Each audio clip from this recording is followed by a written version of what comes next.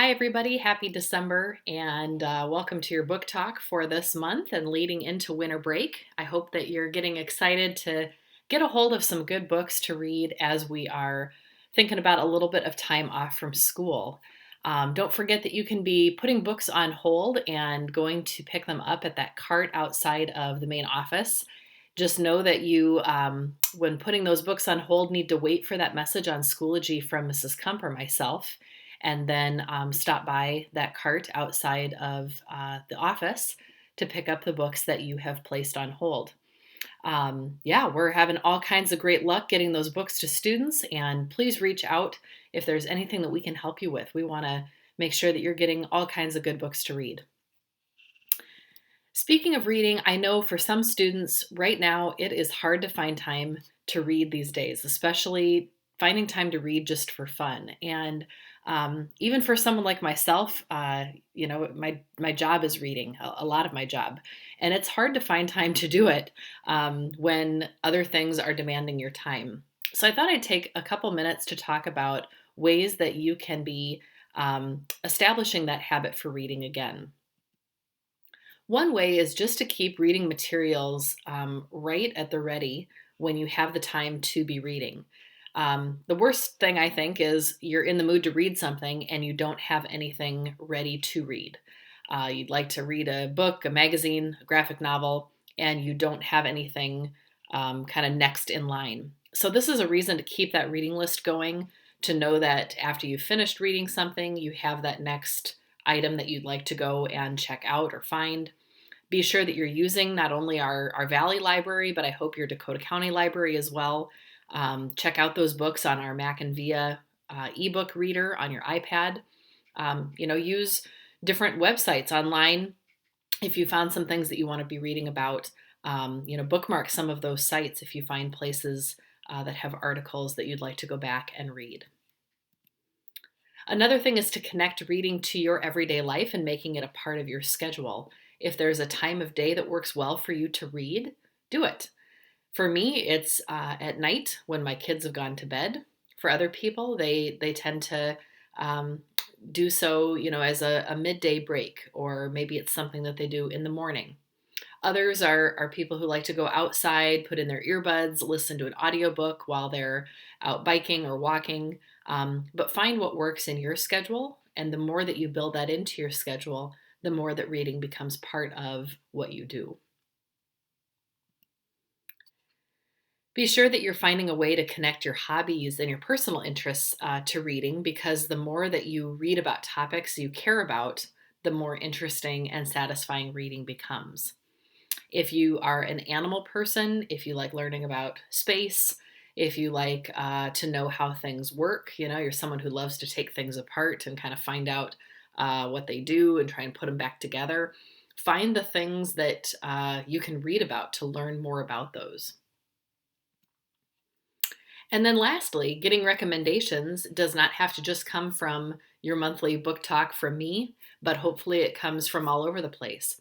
Your friends, your classmates, your peers, those are great people to get recommendations from, because being that they are the people that are your age, they're often going to be those that are going to help direct your reading choices in the best way. So get those recommendations from people, write them down, record them, take pictures with your phone or your iPad, so that you have an idea of, again, that list of things that you can go back to when you are ready to read something new. Speaking of reading something new, we have new books coming to our library, and these should be available, I would guess, in the next couple of days, actually. Mrs. Kump has been adding these to our collection, and you should see them up on the Destiny Discover Library catalog very soon. The these are just a few of them that we ordered from the Scholastic Book Fair. So many good ones that we got at the book fair, and we hope that you're going to want to check out some of these books. Maybe you will even be one of the very first students to check out one of these brand new titles in our library.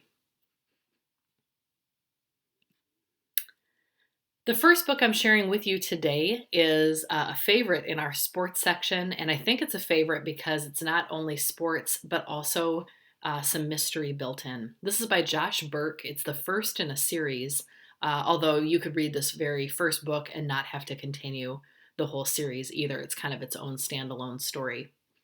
Lenny is our main character, and he's a big baseball fan. He doesn't play baseball, though. He just watches it.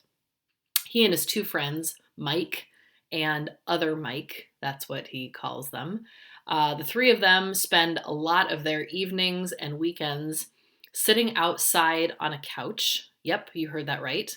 Other Mike's dad has brought a couch out onto the lawn and dragged a TV out there, and the three of them sit out there and they watch their favorite team, the Phillies.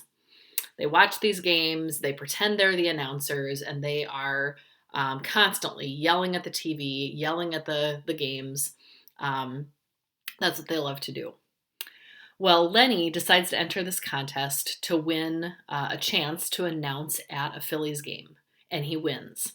And so the prize is to announce one inning of a Phillies game, which is a pretty big deal, seeing as, this is kind of his dream. It's what he does all the time in his free time anyway, and now he gets to go to a game and actually be an announcer for the game. Well, he gets to the game, and before he even gets the opportunity for his inning to come up, where he gets to go into the booth and announce, the pitcher, who is a relatively new guy, gets out on the mound. He's out there throwing, and he dies right there on the pitcher's mound. People are saying it's a heart attack that has led to his death, but Lenny and the Mikes believe it's something else. Some other reason has caused this guy's death, and they are determined to get to the bottom of it. They believe there's something more sinister going on, and you've got to read this book to find out, as these three boys dig deeper and deeper to figure out how this guy died. Who might have wanted him dead? Strike Three, You're Dead by Josh Burke. Loved this story. Our second book, a collection of stories about the Odd Squad, just plain fun if you're looking for an escapist type of story, real similar to A Big Nate or Diary of a Wimpy Kid. Very silly, goofy humor. And I'm going to let a little trailer do the work here in telling us about this book.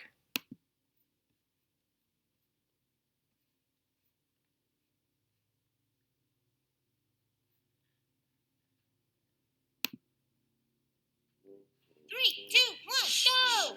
There's Nick, who's freakishly short, and Molly, who's freakishly tall, and me, who's freakishly normal. I was born with a tail! The guidance counselor says we're loners. That's why she wants us to join Safety Patrol. No! Yes. The school janitor is our advisor. He teaches us spy stuff so we can go after Roy. There's Hobbit people, a spineless superhero, spleen stealing, and lots of shrugging. The end. Seriously, it's awesome. Seriously. We are the Odd Squad! Seriously.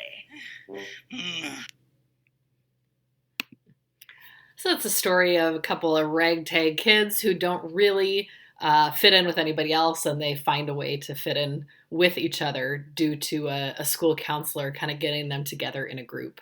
So this is the first book, The Odd Squad Bully Bait, and that's in our humor section.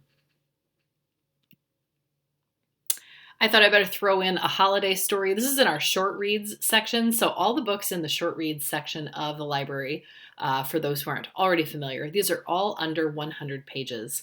So this one by Sharon Jennings is just a silly, goofy little story about a couple of kids, Sam and Simon. They are nicknamed the Bat Gang, and they get work as two elves for Santa at a shopping mall. You know how you have Santa Claus at the mall, Santa has all the kids come up, right, and see them, excuse me, and they get a job as two of the elves. And this is just before Christmas. Well, their boss is kind of a jerk, and Santa is not holly and jolly. He's very grouchy and crabby. And then suddenly some toys start to disappear from the donation box at the store. And Sam and Simon are blamed for these toys disappearing. they're being kind of pinned for this crime. And people are saying that it's the two of them taking the toys, and they're being accused of taking the toys and trying to sell them and make a bunch of money before Christmas and all that. Well, Sam and Simon didn't do it, and it's up to them to figure out who the real thief is. So it's a little bit of mystery, a little bit of a holiday story. And if you just want a short, quick, fun, light story, you could try this one out, Jingle Bats. And that's that one. Just a fun holiday tale. By the way, speaking of holiday stories, we have a lot of them in the library, whether you're celebrating Hanukkah or Kwanzaa or Christmas or whatever it might be. And those are located in a good collection on our Destiny Discover catalog. So if you visit that and you want to take a look at our holiday stories, there is a button under the collections for those holiday classics. I think I was in the mood for some animal stories with your group. I'm going to share a couple of those today as well. The first of those is Good Dog by Dan, and I always mispronounce this guy's last name. He's going to say it in his video. I always want to say Guymanhart, but that's not right. Anyway, he is one of my favorite authors for usually realistic fiction. This is a fantasy story, and you'll know why when he tells you a little bit about the book. This is the story of really, it's more about from a dog's perspective than it is about the perspective of the boy. Although the boy plays quite a major part in the story as well. If you have ever had a pet or wanted a pet, if you are an animal lover, if you've ever wondered what is it like when someone or something dies, this is your next book. Take a look.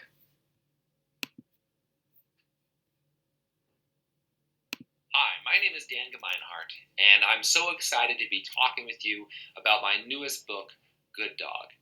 Good Dog is a dog story, but it's different than a lot of other dog stories because when the story starts, the main dog, Brody, is already dead. Now, it's not as sad as it seems because Brody wakes up in basically dog heaven, and it's pretty great. But then, bit by bit, Brody starts to remember his old life. He starts to remember the boy that he loved, Aiden. And he starts to remember how he died, and how he died wasn't great. And Brody realizes that when he died, his boy was in danger, and he's not okay with that. So Brody figures out how he can come back with a couple of friends to Earth as a ghost, basically, and try to save Aiden. I love this story. I love Brody. I can't wait for it to be out in the world, and I hope you love it too.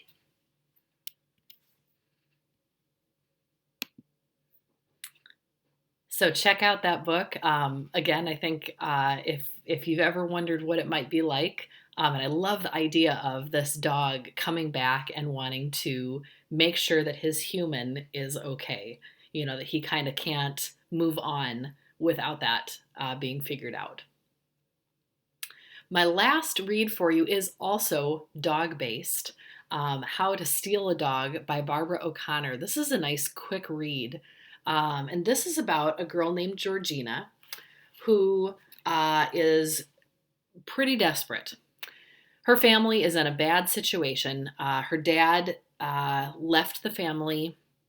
They've been evicted from their apartment, and she and her, I believe it's her little brother. I hope that's right. It's been a bit since I've read the book, but I think it's her little brother and not sister. We're going to go with brother.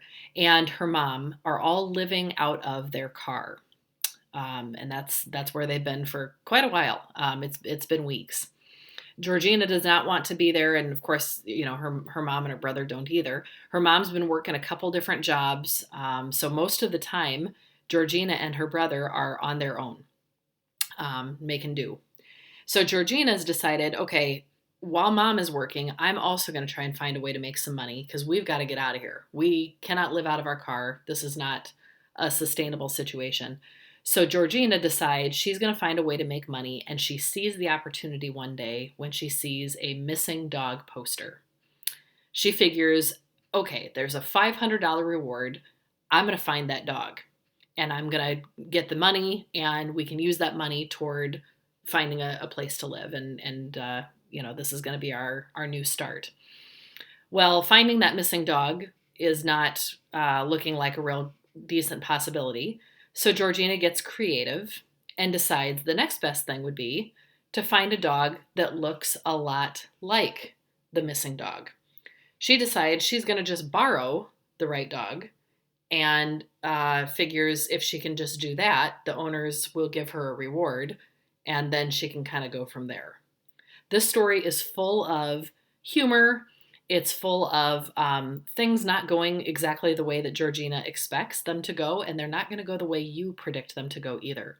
This is a book where you think things are going to go one direction, and they absolutely take twists and turns that you would not predict. I love this book, and I know you will too. This is one of those stories that kids will ask to check out in the library because they've read it and they want to reread it and they want to read it again. So if you've not read this book yet, please do. And if you have before, I have a feeling you might want to request the story again. It's great. How to Steal a Dog by Barbara O'Connor. I hope one of the books I shared today maybe made it to your to be read list. I hope you'll look back to books that I've shared in the last couple of months with you or books that others have recommended. If not, be sure to visit that Destiny Discover catalog. Remember that we're updating that all the time with new collections and new books on that top banner for you to shop from. We want to help you find something great to read. And even if you want to just send me a message on Schoology that says, help, I need something great to read and I need some ideas, that's what I'm here for. So please reach out, especially with winter break coming up. We want to make sure you have something terrific. Let me know if I can help you in any way. Thanks for your attention. And in the meantime, happy reading.